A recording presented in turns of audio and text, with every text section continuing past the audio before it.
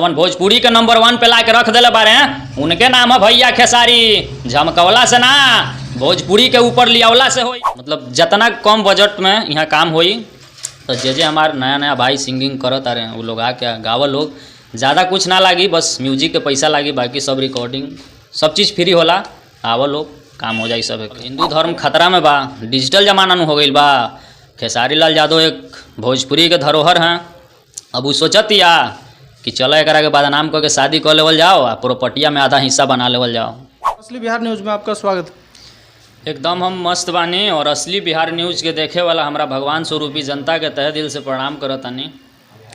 क्या है यहाँ, मतलब क्या स्टूडियो में आप आए हैं, मतलब क्या हुआ है यहाँ? आज स्टूडियो का ओपनिंग था।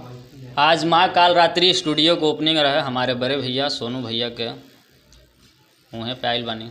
क्या कुछ ऑफर रहेगा मतलब यहाँ न्यू सिंगरों को? न्यू सिंगर की यह ऑफर